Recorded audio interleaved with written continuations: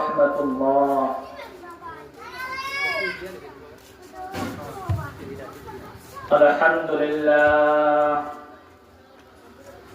الحمد لله وكفى وسلام على عباده الذين اصطفى. أما بعد فأعوذ بالله من الشيطان الرجيم. بسم الله الرحمن الرحيم. يا أيها الذين آمنوا اتقوا الله وكونوا مع الصادقين. فقد قال رسول الله صلى الله عليه وسلم: طلب العلم فريضة على كل مسلم. سبحانك لا علم لنا إلا ما علمتنا إنك أنت العليم الحكيم. قال رب اشرح لي صدري ويسر لي أمري واحلل عقدة من لساني يفقهوا قولي وبك نستعين يا مستعان.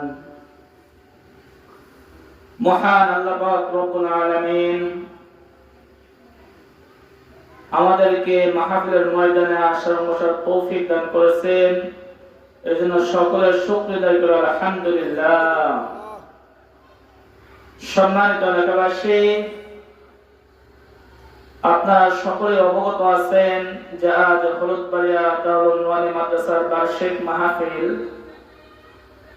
এই মাহফিলকে আপনারা সাজিয়েছেন। আজ আপনারা যদি বাড়ি বসে থাকেন তাহলে মাহফিলের ময়দানে কে আসবে এবং মাহফিলতে কে ফায়দা নেবে? এজন্য এখনো যারা বাড়িতে বসে আছি, দোকানপাটে আছি, দ্রুত করে মাহফিলের ময়দানে চলে আসি।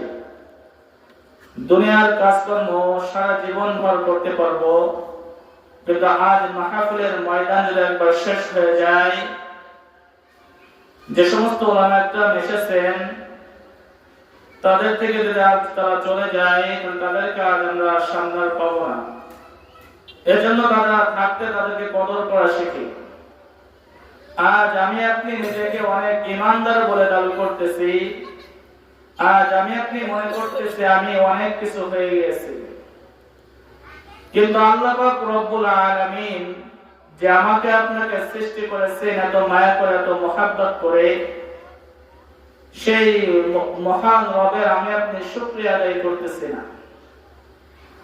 আজ আমি আপনি নিজেকে ইমানদার বলে দাবি করতেছি, কিন্তু আজ আমি আপনি ঠিক মতো নামাজ আদায় করতেছি না। আজ আমার আপনার যে ইমানের অবস্থা, এই ইমান আমাকে আপনাকে মসজিদ পর্যন্ত আনতে পারে না। কিন্তু আগের যুগের সাহাবীদের যুগের একজন গ্রাম্য সাহাবীর যে ইমান ছিল, ইমান মজবুত ছিল, সেই ইমানটুকু আজ আমার আপনার নাই। আজ আমার আপনার যদি সেই ইমান যদি থাকতো, আজ আমার আপনার যদি সেই ইমান মজবুত থাকতো, তাহলে আমি আপনি অবশ্যই মাহফিলের ময়দানে চলে আসতাম, নামাজে চলে আসতাম। আর দিনের মাহফিল হইতেছে, কিন্তু এখন আমরা বাড়ি বসে আছি। এজন্য বাড়ির কাজকর্ম ছেড়ে অতি দ্রুত করে মাহফিলের ময়দানে চলে আসি।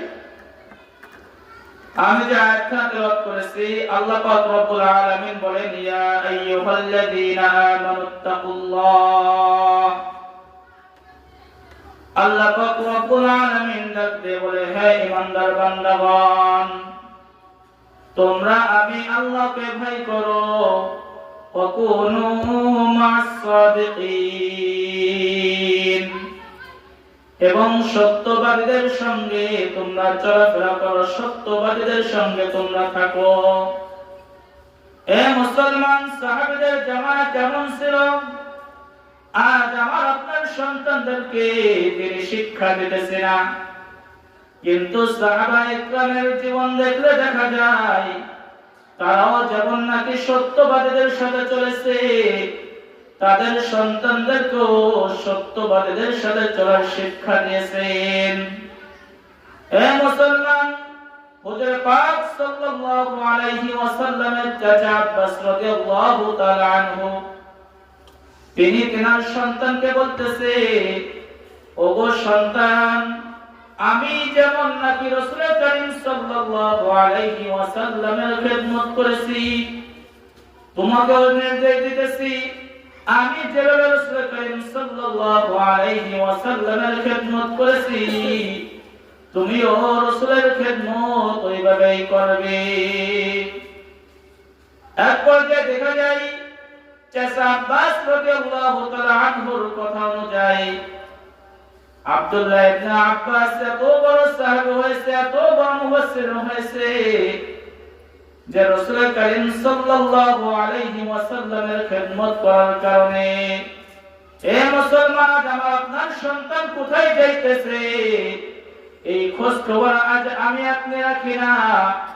সন্তানরা কোথায় যাইতেছে এই খোঁজ খবর যদি না রাখি, আমার আপনার সন্তান বড় হয়ে কিন্তু নাফরমানি করবে। আর এই সমস্ত সন্তান যদি দুনিয়াতে রেখে যায়, আমি আপনি দুনিয়া থেকে বিদায় নিয়ে চলে যাব, কিন্তু এই সন্তান যদি দুনিয়াতে কোনো খারাপ কাজ করে বেড়ায়, এই খারাপ কাজের ভাগীদার কিন্তু আমার আপনার কবরে যেতে থাকবে। এজন্য মুসলমান, আমি আপনি যদি মাহফিলের ময়দানে চলে আসি, আমার আপনার সন্তান দেখবে যে আমার পিতা মাহফিলের ময়দানে গেছে, আমারও মাহফিলে যাইতে হবে। এ মুসলমান, আজ আমাকে আপনাকে অনেক ইমানদার মনে হয়, কিন্তু সাহাবায়ে কেরামের দিকে তাকিয়ে দেখুন, সাহাবায়ে কেরাম এত বড় ইমানদার ছিলেন, তবুও নিজেকে সর্বদাই নগণ্য মনে করেছেন। এক গ্রাম্য সাহাবী রাসূল করিম সাল্লাল্লাহু আলাইহি ওয়াসাল্লামের কাছে এসে বলতেছে, ইয়া রাসূলুল্লাহ, ইয়া হাবিবাল্লাহ, আমি পাক্কা ইমানদার। এ মুসলমান, একজন গ্রাম্য সাহাবী এসে বলতেছে, আমি পাক্কা ইমানদার। রাসূল করিম সাল্লাল্লাহু আলাইহি ওয়াসাল্লাম বলতেছে, তুমি কিভাবে বললা তুমি পাক্কা ইমানদার? রাসূল করিম সাল্লাল্লাহু আলাইহি ওয়াসাল্লাম গ্রাম্য সাহাবীকে বলতেছে, ও আমার গ্রাম্য সাহাবী, তোমাকে কিছু সাহাবীর ঘটনা শোনাই। হুজুর পাক সাল্লাল্লাহু আলাইহি ওয়াসাল্লাম গ্রাম্য সাহাবীকে হযরত ওমরের কথা শোনাইলেন। হুজুর বলতেছে, আমার গ্রাম্য সাহাবী, তুমি কি জানো ওমর রাদিয়াল্লাহু তাআলা আনহু তোমাদের ভিতর অনেক লম্বা মানুষ, ওই লম্বা ওমর রাদিয়াল্লাহু তাআলা আনহু একদিন হাউমাউ করে কান্নাকাটি করতেছে। হুজুর পাক সাল্লাল্লাহু আলাইহি ওয়াসাল্লাম বলে, ওমর, কেন তুমি কান্নাকাটি করো? ওমর রাদিয়াল্লাহু তাআলা আনহু বলছে, ইয়া রাসূলুল্লাহ, ইয়া হাবিবাল্লাহ, আমি এই ভয়ে কান্নাকাটি করতেছি, কাল কিয়ামতের ময়দানে আল্লাহ পাক রব্বুল আলামিন যদি বলে, ও ওমর, সমস্ত মানুষ জান্নাতে যাবে আর একজন মানুষ শুধু জাহান্নামে যাবে, আমি ওমরের ভয় হইতেছে সমস্ত মানুষ জান্নাতে চলে যাবে, আমার মনে হয় যে একজন মানুষ জাহান্নামে যাবে, সেই ওমর হইলাম আমি।